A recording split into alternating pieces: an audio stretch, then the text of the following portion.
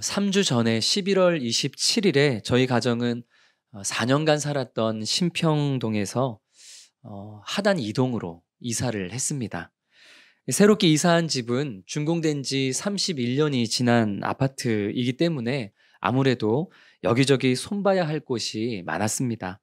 심하게 녹이 슬어 있는 수전도 문제였고, 전등도 너무 어두웠고, 그리고 전자레인지도 문제가 있고, 또 벽지에 여러 곰팡이들이 좀 쓰여 있어서 그것도 문제가 되었습니다. 싱크대 아래 하수구에는 틈이 너무 많이 벌어져서 역한 냄새가 집을 가득 채우기도 했습니다.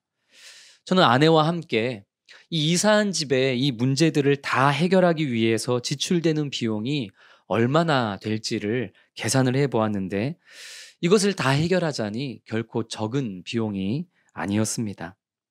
그래서 의논한 끝에 우리가 정말 생존에 문제가 될 만큼 심각한 것들은 최소한의 비용을 들여서 교체를 하되 나머지는 웬만하면 참고 살자, 이렇게 결론을 내렸습니다.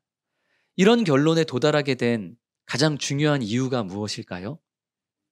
이 집은 내 집이 아니니까. 이 집은 전세니까.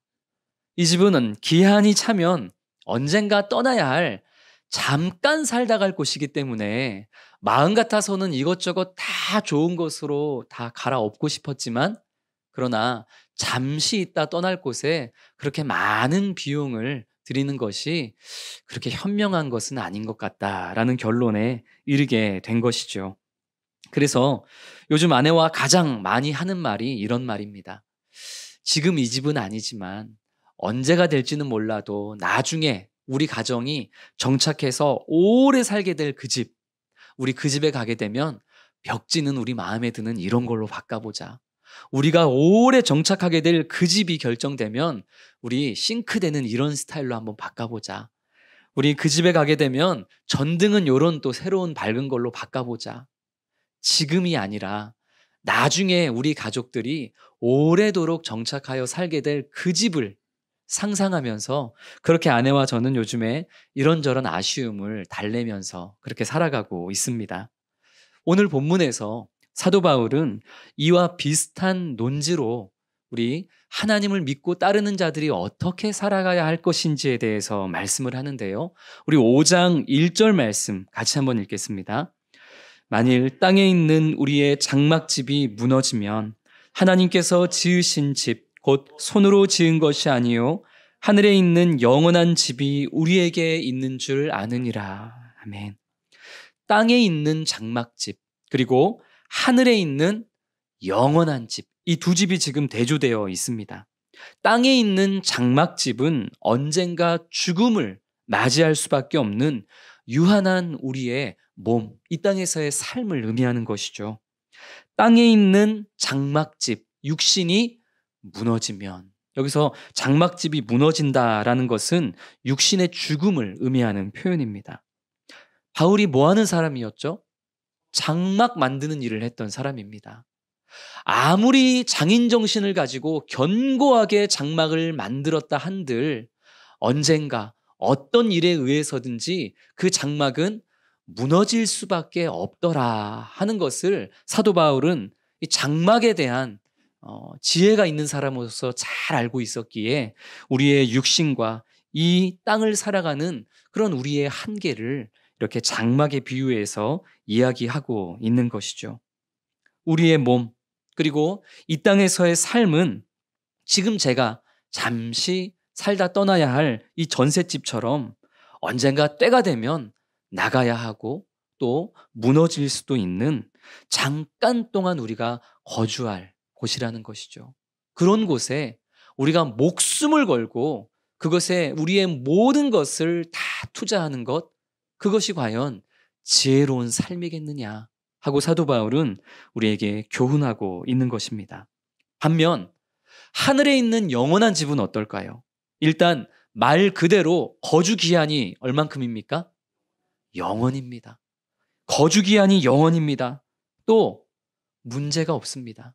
1절이 말하고 있는 것처럼 사람의 손으로 지은 집이 아니라 하나님께서 친히 준비하시고 지으신 집이기에 그 하늘의 영원한 집은 무너질 일도, 물이 샐 일도, 이런저런 관리에 어려움이 있을 일도 없는 완벽한 집인 것이죠.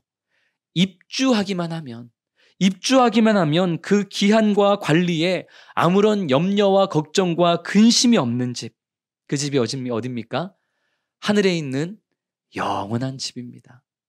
그런데 더 놀라운 사실은요, 예수 그리스도를 믿는 자들은 죽음으로 말미암아, 육신의 장막의 무너짐으로 말미암아 모든 것이 끝나버리는 것이 아니라 오히려 부활의 첫 열매 되신 예수 그리스도를 따라 성도도 부활한 몸으로서 하나님이 우리를 위하여 친히 예비해 주신 그 영원한 나라, 그 영원한 집에 입주하여 영원토록 그곳에서 행복을 누리며 살게 된다는 사실입니다. 때문에 예수 안에 있는 성도에게 죽음이라는 것은 모든 것이 다 무너져 버리는 마침표가 아닙니다. 성도에게 죽음은 하나님이 우리를 위해 준비해 놓으신 그 영원한 집을 향해 나아가는 쉼표가 되는 것입니다. 바울은 이 놀라운 일을 보증하시는 분, 이 놀라운 일을 이루시는 분, 그분이 누구신지를 5절에 분명하게 말씀합니다. 우리 5절 같이 읽겠습니다. 곧 이것을 우리에게 이루게 하시고 보증으로 성령을 우리에게 주신 이는 하나님이시니라. 아멘. 하나님께서 성령을 통해 예수 그리스도를 믿음으로 고백하는 당신의 모든 백성들을 영원한 하늘의 집으로 다 빠짐없이 인도해 주시고 그것을 성령으로 보증해 주셨다라는 것입니다. 때문에 성도는 이 땅에서 모든 것이 다 허물어지고 어떤 어려운 일들이 닥쳐온다 할지라도 바로 이 믿음과 이 약속과 이 소망으로 모든 것을 이겨내며 견디며 살아갈 수가 있는 것입니다. 사도 바울은 이러한 진리를 겉사람과 속사람의 대조를 통해서 4장에서 풀어냅니다. 우리 4장 16절과 18절 말씀, 우리 16절부터 18절까지를 같이 읽겠습니다. 그러므로 우리가 낙심하지 아니하노니 우리의 겉사람은 낡아지나 우리의 속사람은 날로 새로워지도다. 우리가 잠시 받는 환난에 경한 것이 지극히 크고 영원한 영광에 중한 것을 우리에게 이루게 함이니 우리가 주목하는 것은 보이는 것은 잠깐이요 보이지 않는 것은 영원함이니라. 아멘. 16절부터 18절까지 말씀에는 대조적인 것들이 지금 많이 나오고 있죠. 겉사람과 속사람, 잠시와 영원, 환난과 영광, 보이는 것과 보이지 않는 것. 이 대조적인 것들이 지금 계속 등장하고 있습니다. 교회 바깥에 있는 이 세상 사람들은 잠시 있을 이 땅에서의 겉사람에 집중하며 살아갑니다. 이것은 지금 이 편지를 받고 있는 고린도 교회 성도들도 마찬가지였습니다. 그러나 이 눈에 보이는 겉사람과 잠시뿐일 이 세상에만 집중하다 보니 갈수록 낡아지는 이 겉사람의 모습으로 인해서 스트레스를 받습니다. 또 눈에 보이는 나와 눈에 보이는 타인을 비교하다 보니 자꾸만 낙심하고 넘어지게 되는 것이죠. 이런 일이 반복되다 보니까 사소한 문제와 환난에도 버텨내지 못하고 아주 작은 일에도 쉽게 넘어지고 다시 회복하지 못하는 이런 영적인 어린아이와 같은 상태에 이르게 된 것이 지금 사도 바울이 편지를 쓰고 있는 수신자 고린도 교회의 상태였던 것입니다. 잠시 있다 사라질 눈에 보이는 겉사람에게만 집중한 결과가 그러했더라 하는 것이죠. 바울은 하나님을 믿는 성도들은 이런 것과는 달라야 한다라고 권면합니다. 하나님을 믿는 사람이라고 해서 그 겉사람이 낡아지지 않는 것이 아니죠.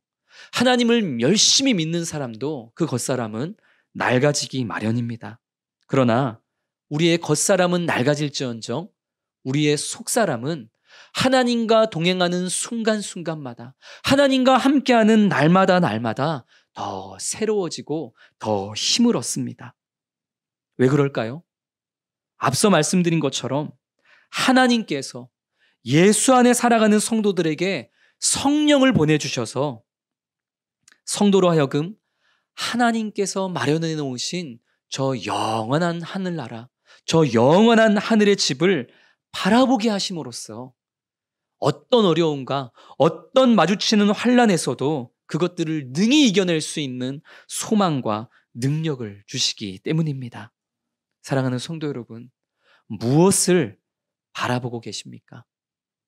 이 세상 사람들처럼 눈에 보이는, 잠시 있다 떠나야만 하는, 머지않아 무너져 버릴 우리의 겉사람, 우리의 그 육신의 장막만을 집중하면서 세상 사람들처럼 그것이 전부인 양 그렇게 살아가고 있지는 않습니까? 우리 다시 믿음의 눈을 들어서 예수 그리스도로 말미암아 우리 믿는 성도에게 약속되어진 저 하늘의 영원한 집을 바라보면서 어떤 상황 가운데에서도 낙심하지 아니하고 하루하루 버티고 견디고 승리하며 살아갈 수 있는 그 힘과 소망을 얻는 우리 모든 성도님 되시기를 주님의 이름으로 축복합니다. 바울은 5장 7절부터 9절까지의 말씀을 통해서 이와 같은 영원한 나라, 이 영원한 집에 대한 소망을 가진 믿음의 사람들이 실제로 어떻게 살아가야 하는가에 대한 교훈을 우리에게 줍니다. 우리 먼저 7절 말씀 같이 읽겠습니다. 5장 7절 읽겠습니다. 이는 우리가 믿음으로 행하고 보는 것으로 행하지 아니함이로라. 아멘. 영원한 나라, 이 영원한 하늘의 집을 바라보며 살아가는 사람은 무엇으로 살아야 된다고요? 보는 것으로 사는 것이 아니라 믿음으로 행하며 살아야만 한다라고 권면합니다. 믿음으로 행하는 것이란 무엇일까요? 믿음이란 무엇일까요? 세상 사람들은 봅니다. 그러나 믿음이라는 것은 그 보이는 것 너머에 있는 보이지 않는 것까지도 볼 수 있는 것이 바로 믿음입니다. 우리 안에 내주하시는 성령께서는 우리로 하여금 깨닫게 하시고 보게 하시는 하나님의 뜻과 계획을 우리로 알게 하십니다. 그리고 세상 사람들이 보지 못하는 그 구원의 소망을 바라보면서 나아가는 것, 그것을 위해 선택하는 것, 그것이 믿음의 행함인 것입니다. 때문에 한 해를 매듭짓는 이 시기에 우리는 생각해 보아야만 합니다. 올 한 해 이 세상 사람들과 다를 바 없이 내가 그저 보이는 것에만 집착하면서 육신의 배부름과 물질과 내 안에 있는 이기심의 그 욕망을 쫓아 살아오지는 않았는지, 여전히 보이는 것만을 바라보며 달려오지는 않았는지, 아니면 이 세상 사람들과는 달리 우리 안에 거하시는 성령께서 우리로 하여금 보게 하시는 그 하늘의 것, 그 영적인 것, 그것을 정말 바라보면서 그것을 목적 삼으며 그것을 위해 선택하고 결정하면서 그렇게 이 한 해를 우리가 달려왔는지, 이제 한 해가 10여일밖에 남지 않는 이 시점에 우리는 그것을 돌아보며 반성하고 새해를 계획해야만 하는 것입니다. 이때쯤이 되니 TV를 틀고 인터넷을 하다 보면 다들 반성과 계획, 이 두 가지를 이야기합니다. 반성과 계획 참 중요하죠. 그러나 오늘 이 말씀을 통해서 우리가 정말로 반성하고 우리가 정말로 계획해야 되는 것은 다른 것이 아니라 내가 한 해 동안 보이는 것을 조차 살아왔나? 아니면 그 보이는 것 너머에 있는 성령께서 우리에게 보게 하시는 하나님의 뜻과 계획과 그 구원의 소망을 바라보며 그것을 위한 선택과 결정으로 살아왔나? 이것을 돌아보고 이것을 점검하고 부족했다면 그것을 내년 새해의 계획으로 세우는 그런 우리 모든 성도님들이 될 수 있기를 주님의 이름으로 축복합니다. 다만 그렇다고 해서 지금 사도 바울이 눈에 보이는 겉사람, 그리고 잠시 있다 무너지게 될 이 육신의 장막집을 무가치한 것으로 여기고 있지는 않습니다. 우리의 겉사람과 육신의 장막은 언젠가 사라지고 무너질 것이니 그냥 마음대로 막 살자라고 사도 바울은 그렇게 이야기하고 있지 않습니다. 실제로 이런 이단들이 많았죠. 우리 8절과 9절 말씀을 같이 한번 읽겠습니다. 우리가 담대하여 원하는 바는 차라리 몸을 떠나 주와 함께 있는 그것이라. 그런즉 우리는 몸으로 있든지 떠나든지 주를 기쁘시게 하는 자가 되기를 힘쓰노라. 아멘. 바울은 말합니다. 차라리 이 힘들고 고통스러운 육신의 장막과 이 겉사람, 이 세상을 떠나서 내가 하루빨리 저 영원한 집에 올라가 주님과 함께하기를 소망한다. 바울이 지금 그렇게 얘기하고 있죠. 그러나 오해하지 말아야 될 것은 바울의 8절에 나타난 이 말씀이 내가 빨리 죽어야지, 내가 빨리 죽어야지, 내가 죽지 못해서 살지. 지금 사도 바울이 이렇게 한탄하듯이 얘기하고 있는 것이 결코 아니라는 것입니다.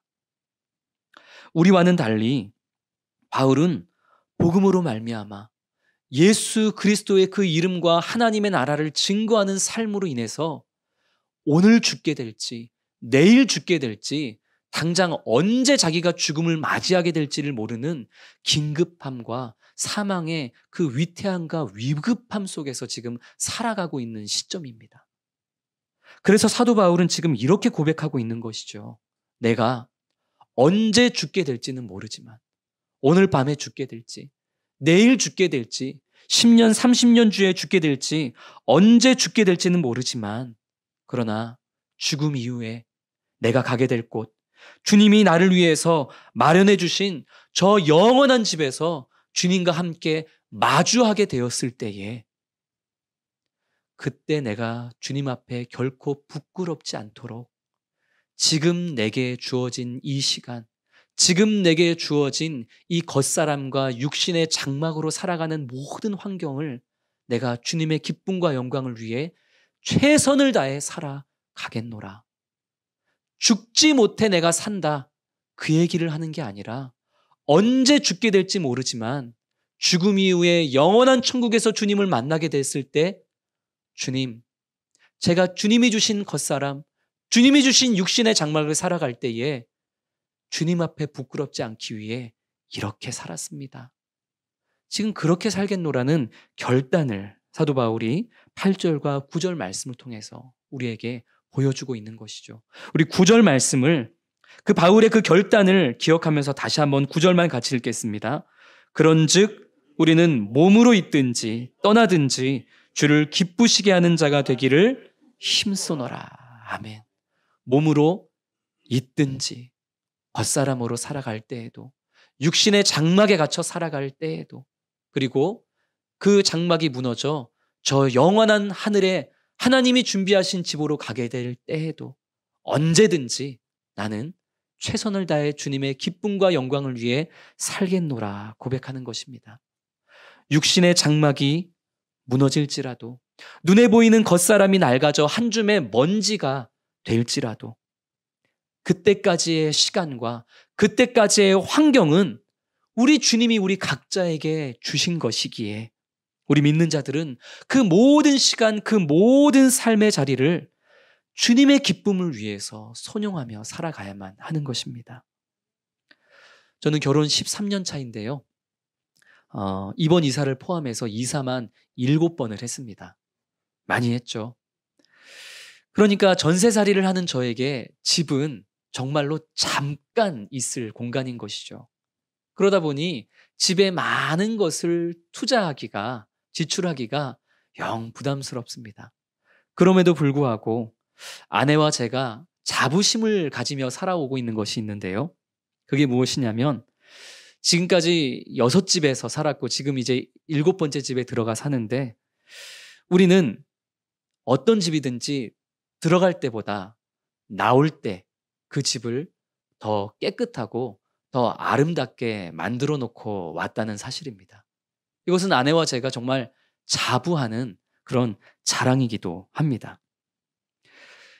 그래야만 하는 것은 다른 이유가 아니라 제가 사는 집주인이 제가 목사인 줄을 알고 그리고 이제 저 다음에 들어오게 되는 사람도 저와의 어떤 카톡이라든지 이런 내용을 통해서 제 프로필을 보면은 뻔히 교회 다니는 사람인 것을 알게 될 텐데 집주인이 됐든 내 이후에 들어와 사는 사람이 됐든 이 집을 보면서 야, 예수 믿는 사람들이 다녀간 곳은 다르네. 예수 믿는 사람들이 다녀간 흔적은 확실히 다르네.